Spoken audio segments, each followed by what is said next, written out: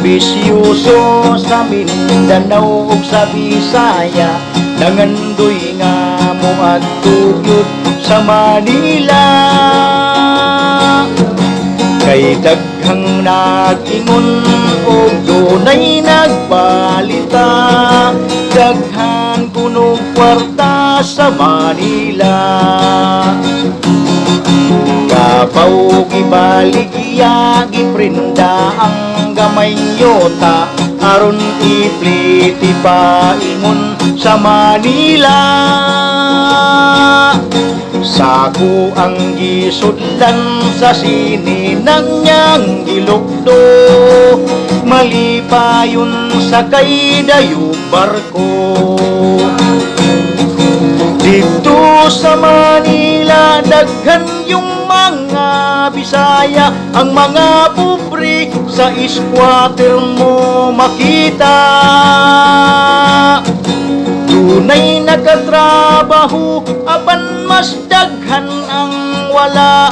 Simple lang ang kinabuhi sa Manila. Pagtumbo niya sa pier sa Matabjas sa Manila, daw hilamat siya sa iyang nakita. Kay daghang mga tao, mga sakyanan pagkasaba, ibati siya ug jutay kakulba. Dito sa Manila daghan yung mga Bisaya, ang mga pobre sa squatter mo makita. Dunay nakatrabaho, apan mas daghan ang wala. Simple lang ang kinabuhi sa Manila. Sakay siyag jeepney, mangita sa iyang parinti, pagka naog sa sakyanan way ikabliti.